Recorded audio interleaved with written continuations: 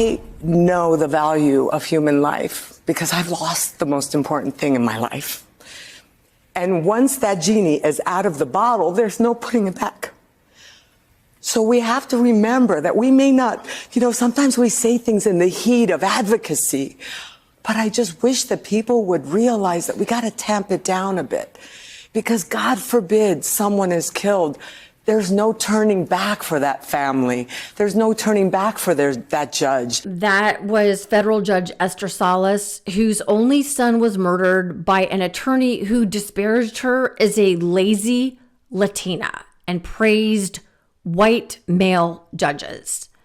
And once again, we have the now president of the United States and Donald Trump attacking yet another federal judge and Judge Jeb Boasberg, as the DOJ appears to be, at least at this recording, ignoring Judge Boasberg's court orders in the Illegal Aliens Act and El Salvador deportations case. My name is Suri Crowe, and you are watching the MeidasTouch Network. All right, here's one of Trump's latest attacks on Jeb Boasberg. He posted this: if a president doesn't have the right to throw murderers and other criminals out of our country because a radical left lunatic judge wants to assume the role of president, then our country is in very big trouble and destined to fail. Well, Trump clearly doesn't understand, because he's very poorly educated. So he's either stupid or he refuses to accept that he is actually not a king and currently not the official dictator of the United States of America, that there are three branches of government: executive, judicial, and legislative. And Judge Boasberg is in the judicial branch of government, and they are all separate and equal. So he is refusing to understand that he has to listen to the courts.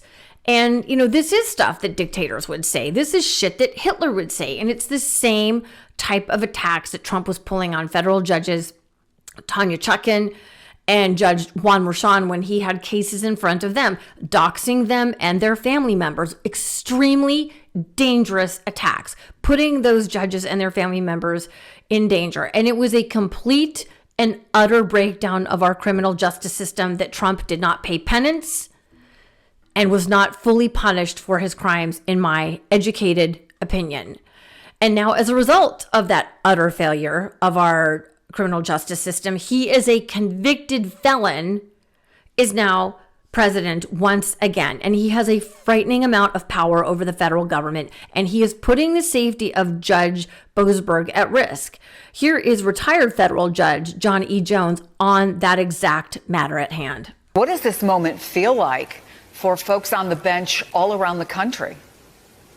Well, Chris, in addition to the parade of horribles that you stated, what we also have are members of Congress publishing information about family members of these judges, and we have activists also outing family members, children of sitting judges. Now, I wonder how a member of the United States Congress would feel if their family members were identified and vilified in this fashion. And of course, President Trump's family appropriately has Secret Service protection. Judges signed up for a certain amount of risk. We knew that when we took the bench and put the robe on. Family members, not so much. I think this is really scurrilous behavior to implicate family members. And I have said this repeatedly. I served on the Judicial Security Committee by appointment of the Chief Justice. We're going to get somebody killed. Already, Esther Salas, as you just noted, has lost her precious only child, her son. If we're not careful and we don't dial down this rhetoric, it's going to happen again. Yeah. And the horrifying thing about Donald Trump is he has zero empathy. He does not care who gets hurt or killed as long as he wins. That is clear. Remember, Proud Boys stand back and stand by, clearing out all of those violent January 6th offenders as his own personal brown shirt army. And then, of course, there's the whole lie that's been gaslit into eternity that Judge Boasberg is a radical left judge. I mean, having, creepy Caroline Leavitt, trying to talk about this judge as somehow a leftist Democratic judge when he was originally appointed by George Bush, and when he when he was the judge who ordered the release of 14,000 Hillary Clinton emails. This is a judge who plays it straight down the middle. He's ruled very decisively for Republican-leaning positions and very decisively for Democratic-leaning positions, making it plain that he is not an ideologue. This is somebody who follows the law, and he's done so with great character and great success, rarely reversed. I don't even know of any radical left-wing judges. That is just a Trump Fox News propaganda clickbait thing. Like, truly, I don't know of any. Now, I know of right-wing judges like all over the place. Seriously. I mean, we can start with Aileen Cannon and run all the way down into the Texas and Louisiana court system, which is where MAGA always goes so they can get their cases adjudicated in the way that they want. And then just take a look at our freaking Supreme Court if you want to know about radical judges. Like, I raise you Justices Alito and Clarence Thomas if you want to know about radical justices who have completely just not followed the rule of law. But as far as domestic terrorism is concerned, it is a much larger problem on the right. I mean, January 6th, Exhibit A, the DOJ, before it was corrupted by the Trump regime, arrested more than 1,500 people. 250 of them were found guilty. 1,020 pleaded guilty. Justice until the most corrupt and dangerous person to ever sit in the Oval Office pardoned all of them. And yet we have Elon Musk crying crocodile tears on the the American propaganda channel known as Fox News. Yeah, I mean, it's really come as quite a shock to me that there's this level of really hatred and violence from the left. I always thought the left, or Democrats, were supposed to be the party of empathy, the party of caring. I can't with this psychopath. The man who is stealing billions and billions of dollars from working, poor, and middle-class Americans so he can hoard more. The man who is looting our treasury. And yes, Democrats are the party of empathy, Elon. That's why we want people to have Social Security that they paid into their entire lives. That's why we want them to have health care, free education, and a planet with biodiversity and wildlife and clean water and clean air. And Doug, NBC News confirmed that Elon Musk has been donating to members of Congress who back impeaching judges.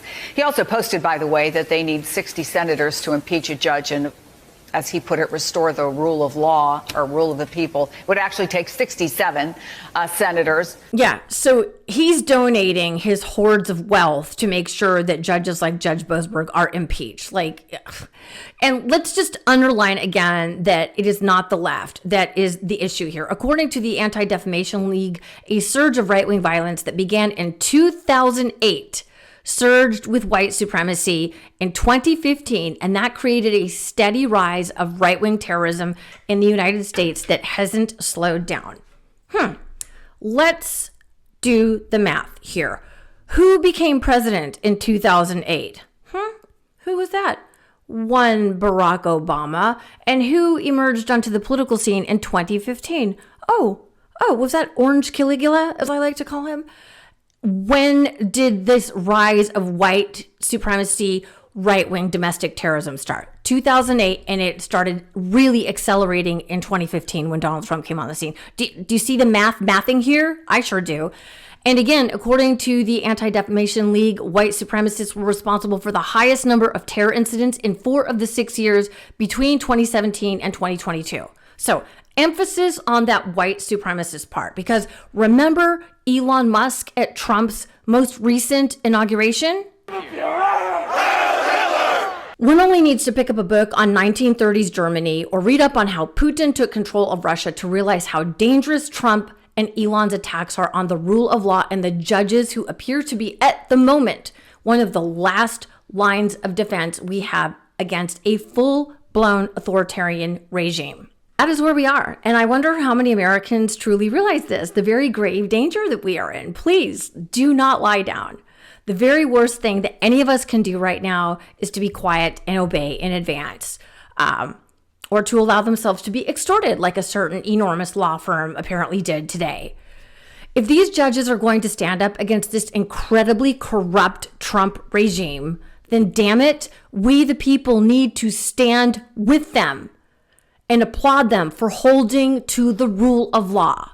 That is what they are doing. They are holding on to the Constitution that Trump and his acolytes and his Project 2025 people, like, I just think he looks like Nosferatu, the vampire, Stephen Miller, are just ripping up and shredding in our faces. No, we are going to fight for that Constitution that our founders envisioned, and we're going to fight for it. And even though you're not seeing it on the mainstream news, there are a lot of people out there. The numbers are growing. People are demanding town halls, even when the representatives are refusing to hold them. There are more and more people growing every day, and we need to spread the news, you guys. We need to spread the news, spread the news. There is this organization called Tesla Takedown, peacefully protesting Tesla. And it just shows you guys, like, I'll end this on a positive note, the power that we, the people, have. Elon's stock is plummeting. It is plummeting. Tesla stock is crashing and burning, not to mention the disastrous issues that the car company apparently has. As you know, I think it's like 46,000 Cybertrucks are being recalled as I record this, but it shows the power that we, the people, have. So when we protest peacefully, when we demand town halls with our representatives, when we call and write and say no more, we, the people, have the power. If our leaders are not going to stand up and have a freaking backbone, Chuck Schumer and the lot of you, then we, the people, are going to do it. So do not listen to them and don't let them take your power away. But what I am saying is that we do have the power, and we cannot let them take that from us. And that is what they are trying to do. They are trying to beat us into fear. And so remember what I've been saying recently. If you've been watching me, righteous anger is a good thing. We have the right to be incredibly pissed off, and we need to channel that anger into protest and standing up and saying, I will not let you cow me and beat me into fear. And we need to be loud about it. We need to be loud. When we're quiet and we disappear, that's where they can get us. And so, anyway, that's all I got tonight. I have a lot more to say, but I think I'm going to be running along here. So I want to say thank you for watching. I hope to see you back here very soon. We are at a pivotal, critical point in American history, which is why it is so important that you spread the word. Talk to your neighbors, talk to your friends, let them know how important it is that they remain engaged and participate. We have got to participate. It is so important that we are all engaged right now together. Okay, it really, really matters. And you can follow me on Blue Sky, on TikTok and Instagram. I'll try and put my socials in the description below if I remember to do that. And I hope to see you back here very soon. And remember, hold on to your peace. Can't get enough Meidas? Check out the Meidas Plus Substack for ad-free articles, reports, podcasts, daily recaps from Ron Filipkowski, and more. Sign up for free now at MeidasPlus.com.